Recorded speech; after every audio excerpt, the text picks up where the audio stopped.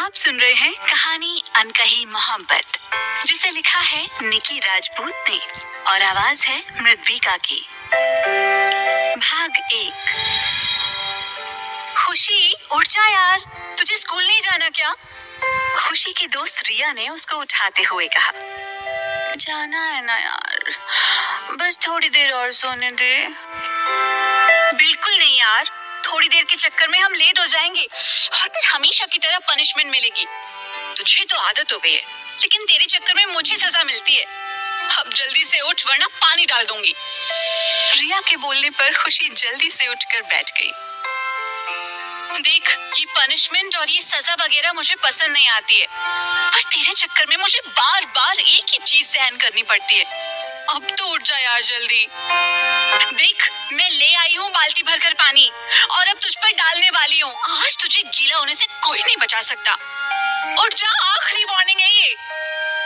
Please रिया, पानी मत डालना, मैं उठ गई।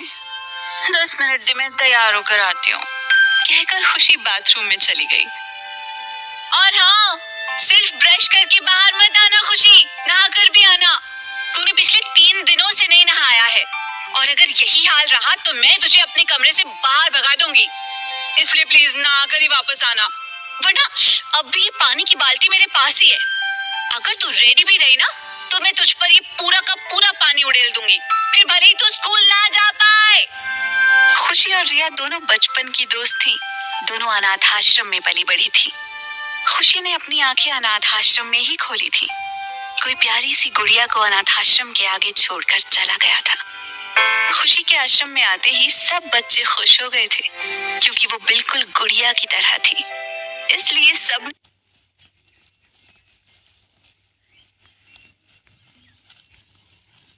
ने मिलकर उसका नाम खुशी रख दिया।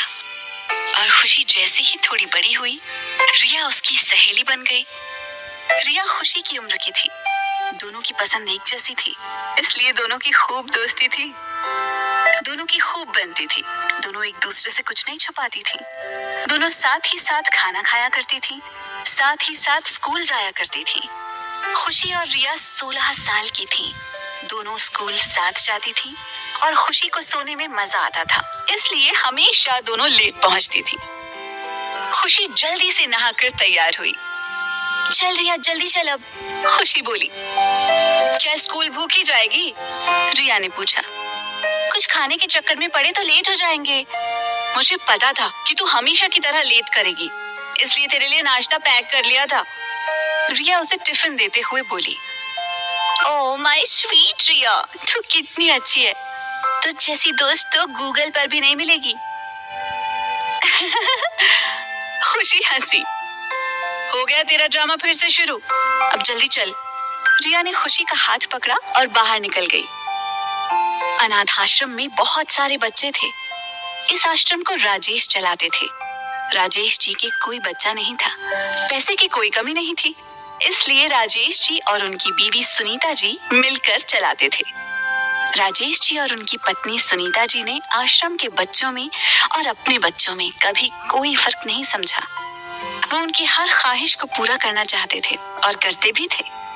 वो सभी बच्चों को अपनी औलाद की तरह लड़ाते तथा जरूरत पड़ने पर खूब डांटते। फिर भी किसी भी बच्चे की आंख में आंसू नहीं देख सकते थे। खुशी और रिया 10th में थी। खुशी पढ़ने में अच्छी थी, लेकिन जब वो सोती थी फिर सब कुछ भूल जाती थी। आश्रम में खुशी सबकी चहेती थी, सब उसे प्यार करते थे और खुशी भी सबको बहुत प्यार करती थी। सुनीता जी उसे अपनी बेटी ही मानती थी। आरब कहाँ है? अभी तक आया नहीं? आरब के पापा ने अपनी बीवी से पूछा। आ गया था, लेकिन थोड़ी देर पहले उसका कोई दोस्त आ गया था, उसी के साथ गया है। आ जाएगा टाइम से, उसकी माँ बोली।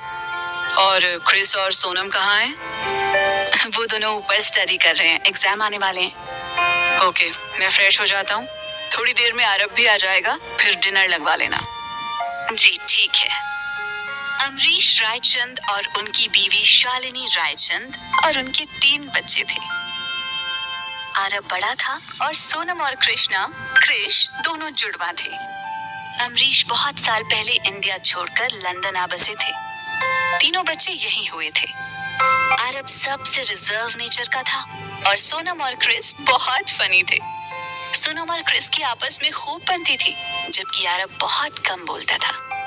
लेकिन तीनों भाई बहन में बहुत प्यार था। वो लोग रहते जरूर लंदन में थे, लेकिन इंडियन कल्चर नहीं भूले थे।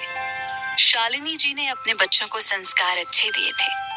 उनके तीनों बच्चों को देखकर कोई भी ये नहीं कह सकता था कि ये विदेश में पले बढ़े हैं, कि ये विदेश में पले बढ़े बच्चे हैं। उन्हें देखकर ऐसा ही लगता था कि ये भारत की मिट्टी से जुड़े हुए बच्चे हैं। डाइनिंग टेबल पर सब बैठे हुए थे।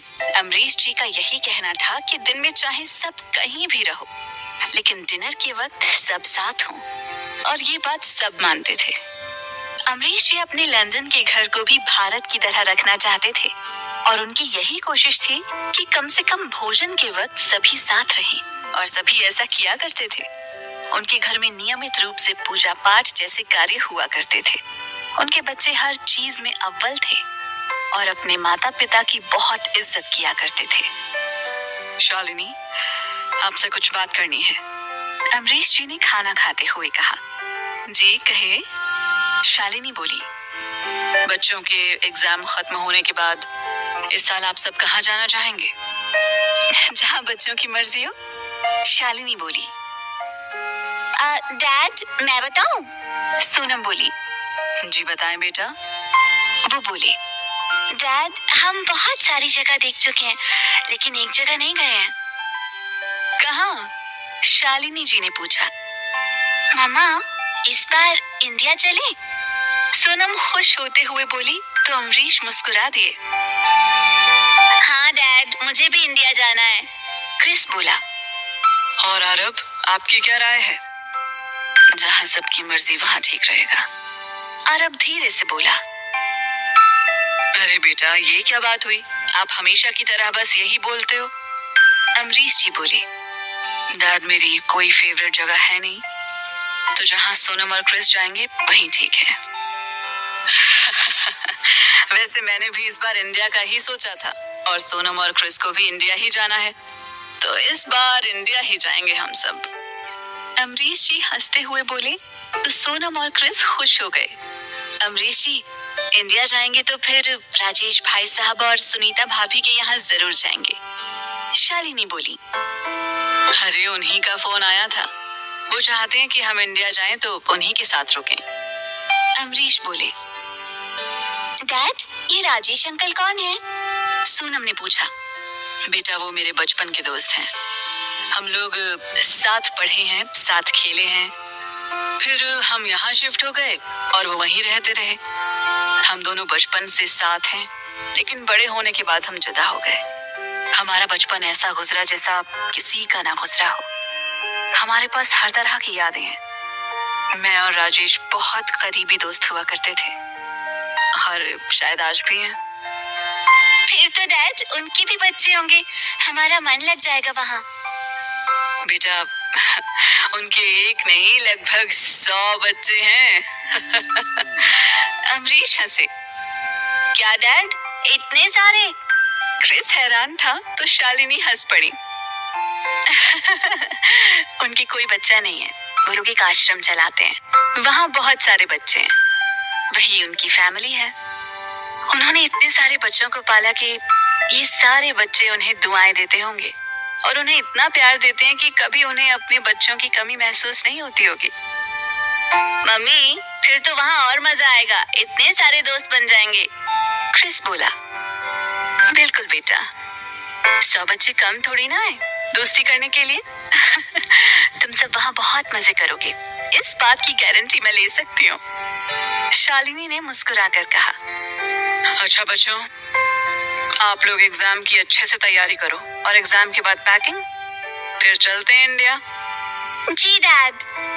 और आरब, आप भी कुछ बोला करो, हमेशा की तरह सिर्फ सुनकर काम चलाते हो। जी डैड। वो मुस्कुराया। आश्रम में रात के खाने पर सब बच्चे साथ थे। खुशी और रिया बातों में लगी हुई थी। बच्चों, हम आपको कुछ बताने वाले हैं, राजेश जी आकर बोले।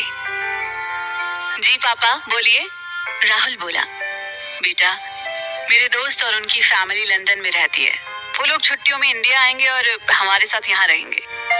आप सबसे यही कहना है कि उनके बच्चों के साथ दोस्ती करके रहना और किसी को तंग मत करना।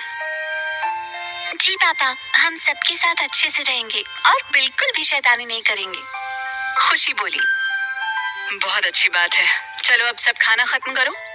सब बच्चे अपने अपने कमरों में जा चुके थे। रिया और खुशी भी सोने जा रही थी।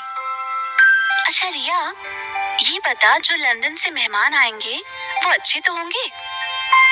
पता नहीं यार कैसे होंगे, लंदन में रहते हैं, क्या पता हमसे बात करें या ना करें। रिया बोली, हम तो पत्थर से भी बुलवा लें, वो तो फिर भी इंसान ही है, आने तो दे, फिर देखते हैं क्या होता है। अगर अच्छे नहीं हुए तो खूब मजा चखाएंगे उन्हें, खुशी बोली। पागल है खुशी, कुछ उल्टा मत करना, पापा ने क्या कहा है भूल गई? रिया डरते हुए बोली। अरे यार तू टेंशन ना ले, कुछ नहीं करूंगी, चल अब सो जा, बहुत नींद आ रही है। यार खुशी, मैं तेरी नींद से बड़ी परेशान हूँ, अब कल टाइम से उठ जाना। ओके, उठ जाऊंगी, good night. Good night. Riya भी सो गई।